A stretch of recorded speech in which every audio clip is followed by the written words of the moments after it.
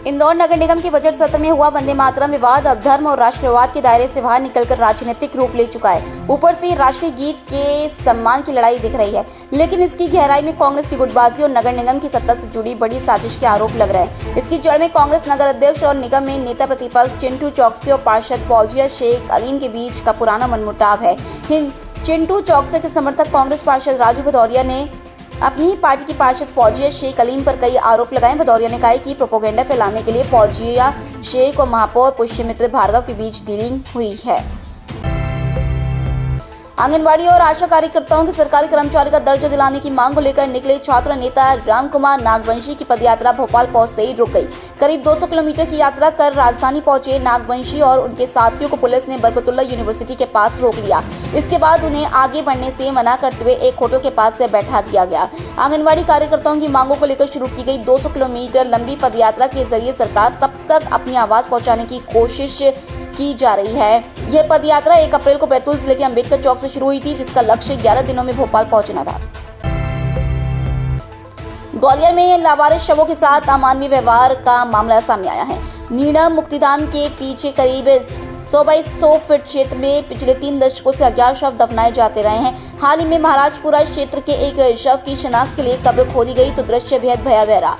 कहीं हाथ पैर की हड्डियां और कहीं खोपड़ियां खुले में बिखरी पड़ी थी।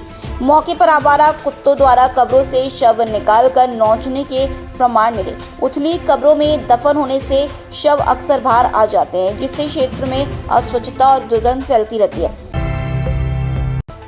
दमोह के एक सरकारी अस्पताल में बड़ी लापरवाही सामने आई है। यहाँ प्रसव के दौरान एक महिला की बच्चेदानी में कपड़ा छोड़ दिया गया। 2 दिन बाद जब पेट दर्द और रक्तस्राव की शिकायत हुई, उसे दोबारा भर्ती कराया गया तो इसका पता चला। मामले में हटा थाने में शिकायत की गई। गौरीशंकर वार्ड में रहने वाली परिजनों ने बताया कि 5 अप्रैल को 25 वर्षीय मीना अहिरवार को लेबर पेन हुआ। इसके बाद आशा कार्यकर्ता लक्ष्मी प्रजापति उसे हटा सिविल अस्पताल ले गई। उसी शाम मीना ने एक स्वस्थ बच्चे को जन्म दिया। 8 अप्रैल को उसे अस्पताल से छुट्टी दे दी गई, लेकिन 9 अप्रैल की शाम मीना को दर्द, यूरिन और रक्तस्राव जैसी शिकायतें होने लगी। 10 अप्रैल को हालत बिगड़ने पर दोबारा हटा सिविल अस्पताल ले जाया गया। परिजनों के अनुसार अस्पताल के स्टाफ ने मीना को लेबर रूम में भर्ती किया। जांच के दौरान नर्सों ने बताया कि प्रसव के समय यूट्रस कॉलजन का टुकड़ा छूट गया था, अब चीरा लगाकर बाहर निकाल लिया गया है। एमपी में आंधी बारिश का दौर थमते ही गर्मी असर दिखाने लगी है। शुक्रवार को ज्यादातर शहरों में दिन के पारे में 1 से 5.4 डिग्री तक की बढ़ोतरी हुई। इंदौर, ग्वालियर, उज्जैन में भी पारा चढ़ा, जबकि भोपाल, रतलाम में भी तापमान बढ़ गया।